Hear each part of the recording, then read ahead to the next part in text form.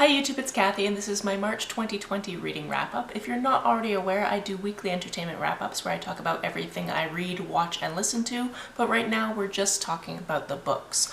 Also, if you're not already aware, during the month of April I'm doing a project I'm calling 34 in 34, where I'm putting out 34 videos in 30 days because I'm turning 34 years old. I know I'm supposed to be reading fewer books in 2020 than I read in 2019, but then there was a global pandemic announced, so I read more books than I was anticipating this month. It was actually a shock to me when I looked back to what I had read at the beginning of the month because that feels like a lifetime away. I'm going to start with the nerdy hardcore stats and charts and then get into what I read. In the month of March, I read 21 books for a total of 5,602 pages. This takes into account converting audiobook minutes to pages, so 3,045 of those pages were actually about 81 hours of audio. The age breakdown for these books was 10 adult books, 6 YA books, and 5 middle grade books. I read 17 novels and 4 graphic novels. This month, the biggest chunk of what I read was contemporary, followed by fantasy, then non-fiction, historical fiction, thriller, and spec fic. If you adjust by page count, we can make a good guess that the historical fiction books were higher page counts than other books. Most of these items came from the library, but I also read some from publishers and a friend. I read 11 audiobooks, 6 paperback books, 3 ebooks, and 1 hardcover. Most of these books were in the 300 to 399 pages range, and the vast majority were published in the past decade, but I did have 1 book each from the 50s, 60s, 80s, and 90s. Most of these books were by female authors, and there were a variety of protagonist genders. In terms of setting, most of these books were set in the United States, but I also had reads from the United Kingdom, other worlds, Canada, Australia, and South Korea. In terms of diversity, the biggest piece of the pie was intersectional, with some queer content, mental health reads,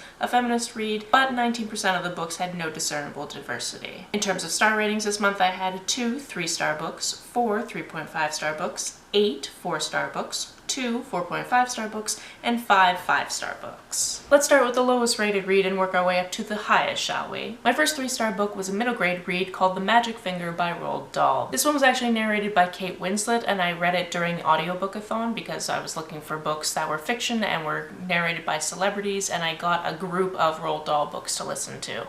So you're gonna see a couple more on this list, but I just like them a little bit better than this one. This is a very short story about this girl who has this power that when she points at people, bad things happen to them, and her neighbors go hunting and she hates that and she asks them to not hunt, and they say basically they're gonna do it anyway, so she points at them and they end up having a role reversal with what they were hunting. It's a cute enough story, and like I always say, 3 is not a bad rating, it just didn't do much for me. Next we have a book that I'm really bummed out is only a 3, but I explained when I talked about it in my weekly wrap-up that I really don't know how to rate this book because it's the book I was working on when the pandemic was announced, and my reading of it was very much affected by that, so 3 is a perfectly middle-of-the-road thing, and that's where I'm putting it. That book is Ruthless Gods. This is the second in the Something Dark and Holy trilogy by Emily A. Duncan.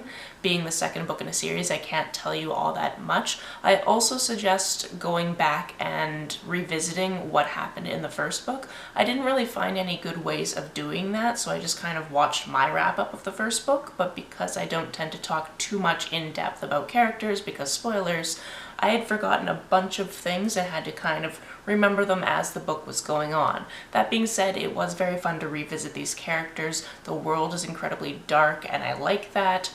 It's just, I was reading it at a weird time, so I didn't know how to rate it. On to my 3.5-star reads, the first 2 being the other books by Roald Dahl that I read. The first one is The Min Pins. I hadn't read this one before. This one is about this boy named Billy who is told not to go out of his house, but the devil tells him to go into the Forest of Sin, so he does. In the Forest of Sin, he finds these tiny little people called the Min Pins, and basically they go on adventures together. This one was cute. It was narrated by Bill Bailey.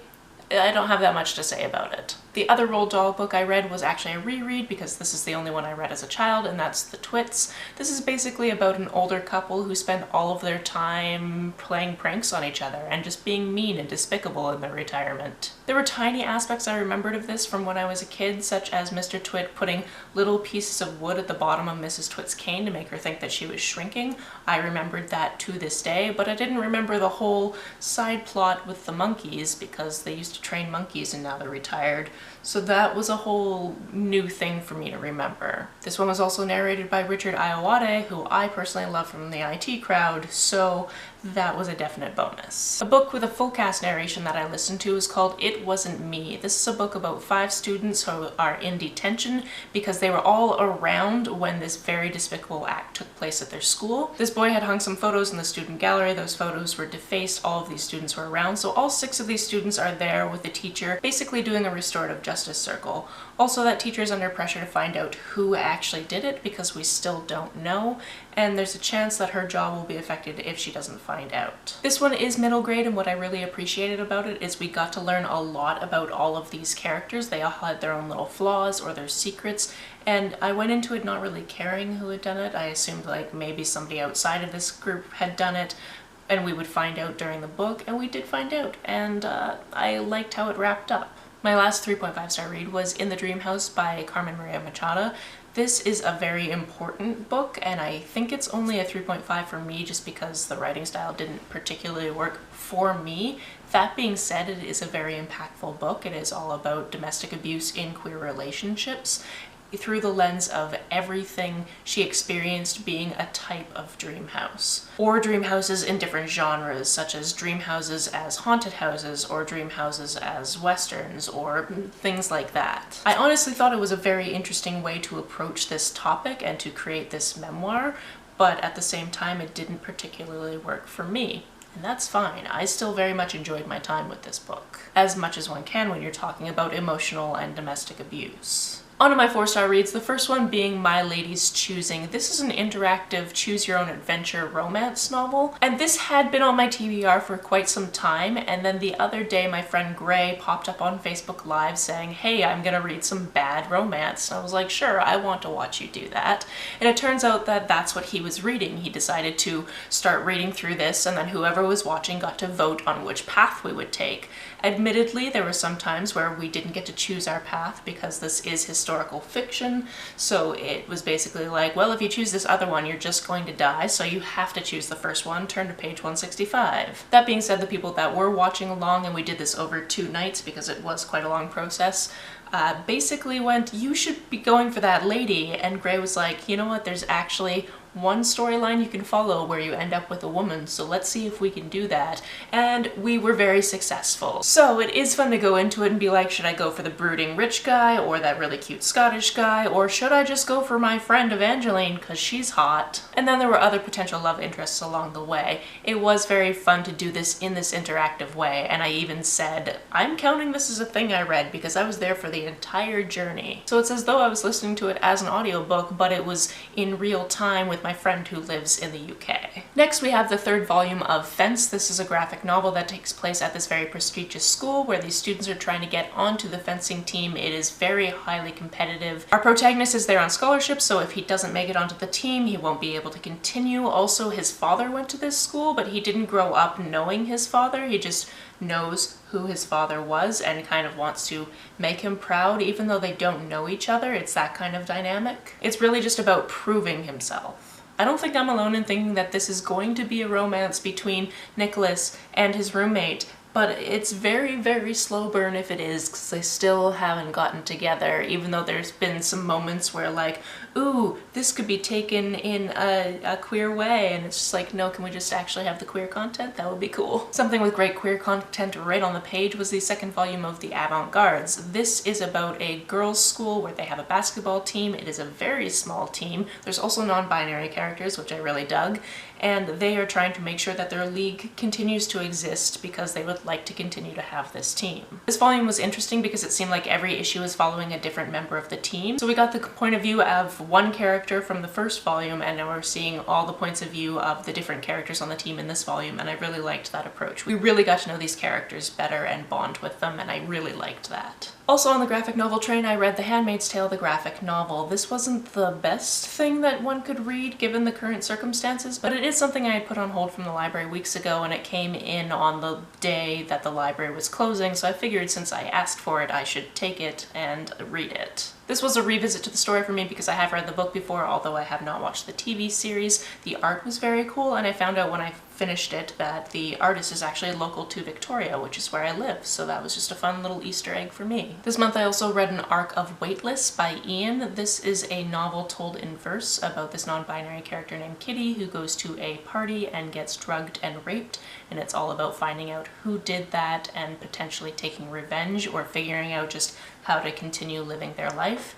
This was very impactful. It went by very quickly because, like I said, it is poetry.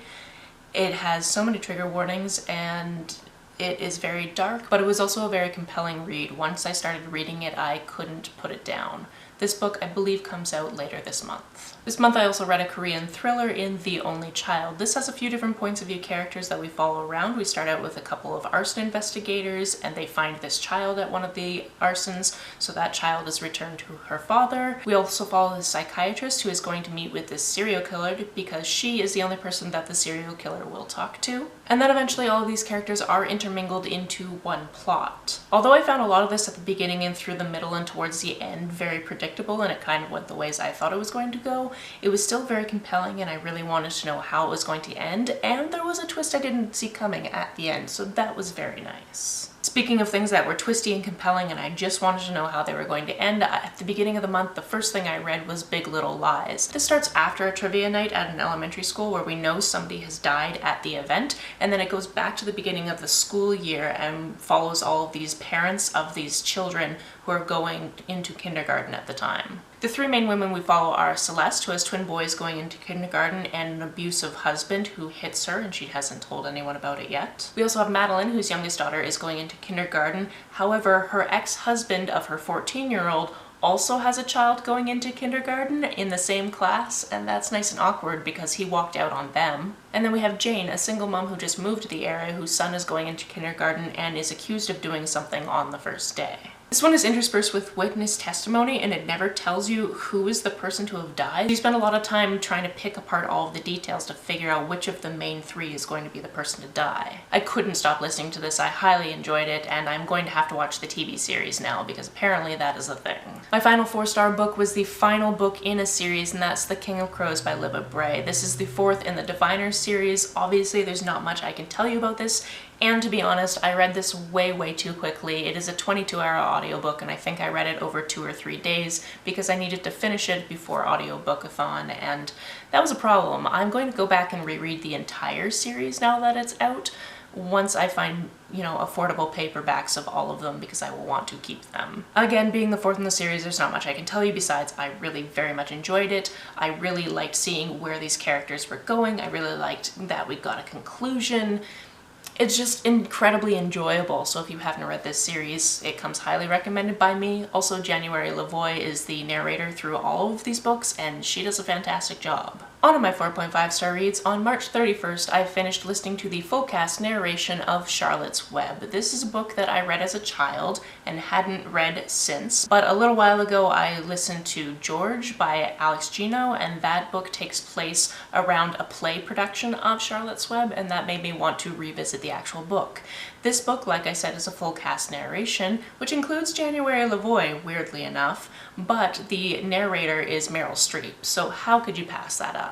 This is just a heartwarming book of all these animals and humans that live on a farm and how they interact and life cycles, and it's just wonderful. And for an older book, there wasn't that much that was objectionable. There were a couple of wording choices that were very common in the time frame, but obviously not something that we want to use now, but I enjoyed it. It was incredibly wholesome. My final 4.5-star book was These Witches Don't Burn. I also listened to this as an audiobook, and I listened to it during the 24 and 48, so I'm pretty sure I read this all in one day. So you've probably heard of Salem, Massachusetts, which is where this is set. There's a coven there. Our main character is part of that coven, so is her ex-girlfriend. So there's definitely some animosity there, which comes out right in the first scene. However, it seems like their coven is under attack and they don't know why, and they think that it might have something to do with this trip they took to New York, which is why they broke up in the first place. Something happened on this trip. So we get to learn about that trip, why they broke up, what could possibly be happening. We get to learn about the different types of witches that there are. This was highly entertaining. It definitely pulled at my heartstrings towards the end when some things happened that I won't spoil, and a sequel is coming out in June, so I want to read that. And now we are on to my 5-star reads of the month, the first one being a graphic novel called The Outside Circle. This is a graphic novel that takes place in Alberta, which is one of the provinces in Canada, and deals heavily with how Indigenous people there are treated and how they often go through different systems that are very oppressive to them. For example, it talks about residential schools. Those were open for way longer than I thought they had been. This book talks about the erasure of the culture, the erasure of basically these people's place in society in general and their specific society in their community. And this book also deals with restorative justice, learning your history, and how that impacts you in the present. This graphic novel was absolutely fantastic, and I cannot recommend it highly enough. Next we have Over the Top, the memoir by Jonathan Van Ness, which I definitely listened to because obviously he narrates it, and I've grown to love his voice from watching him on Queer Eye. This book follows him from when he was a small boy growing up in his small town. At that point he went by Jack, which is a common domesticity for John, and that's just me throwing in some Oscar Wilde because why not? It's totally on theme. As with most celebrities, there's a ton about Jonathan's life that I did not know about. I didn't know much about his life at all going into this book, and it is incredibly raw, it is incredibly vulnerable. Trigger warnings include sexual abuse of a child, eating disorders, and drug use. So if those are triggers for you, know those going in. But I heavily applaud him for putting all of this on the page and just talking through his life. He also did this very interesting thing where he replaced all of the names of people with Russian names because he's obsessed, and you will find out throughout this book that there are many things with which he is obsessed, and that's just a delight to read. Next we have Queenie. This is a book about a black woman living in London and the racism she faces on a daily basis. She is dating a white boy and he is the absolute worst. Let's just put that on the table. One night they're at a party and her boyfriend's uncle says something racist. She rightfully storms out. He blames her for ruining the party, and they decide that they're going to go on a 3-month break. She doesn't take this break very well. She's forced to move out of her apartment during this time. She copes with this time by having random hookups and disassociating. All of the people she meets don't treat her very well at all. She's having trouble at work. She's having trouble with her family. It's not a good time for her, and this is a wonderful mental health read. There were sections of this book that I was very happy I was listening to when I was alone because I just started yelling out loud about them. And because of that, I found this book highly impactful and very important. I feel like everybody should read this. Another book that everybody should read as soon as it comes out in June is Cemetery Boys by Aidan Thomas. This is a queer brew hex graveyard masterpiece, and I absolutely adored these characters. Our main character is Yadriel, who is a trans boy and hasn't been able to go through the usual rites that Brewhex go through because his community is confused about his identity and has just decided that he can't be a Brewhex because he doesn't fall into the binary. Even though he falls into the binary, he is male. Because of this, he and his cousin have decided that he is going to go through his rites without the community knowing and become a Brewhex. When you're a Brewha, you deal with health and healing people. When you're a Brewho, you deal with letting the spirits pass on. Almost directly after going through his rites, he meets this spirit and he tries to help the spirit pass on, but the spirit is not ready to go, so he goes on this whole adventure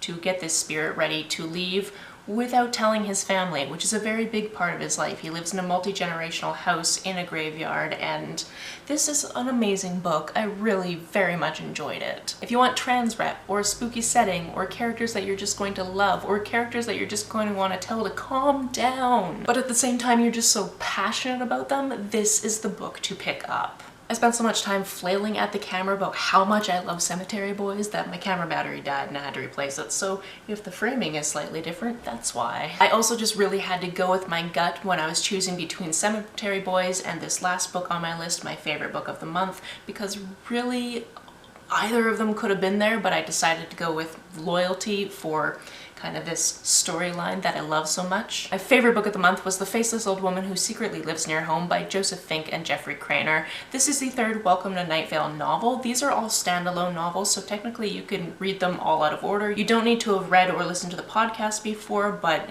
obviously the more you know about the universe, the more things make sense, which isn't actually true because this is a very weird universe, so even if you think you understand everything, you really don't. This book is the origin story of the Faceless Old Woman Who Secretly Lives in Your Home, and for a Night Vale novel, very little of it actually takes place in Night Vale. The Faceless Old Woman Who Secretly Lives in Your Home is actually a very, very old character, and we get to find out her roots from Europe and how she eventually ended up in Night Vale, but it took a very, very long time to get there. As I expected, this book was quirky and weird like I would expect from a Night Vale novel, but it was also incredibly creepy and dark. It honestly just makes me want to have origin stories for all of the weird characters in Night Vale. We get to see this character as a young girl and how her childhood and adolescence really made her into what she became and how that was twisted, and it was just so good. Also, I'm not the type of person who usually stops to write down quotes from the book, but one quote that just hit me right in the face and I needed to write it down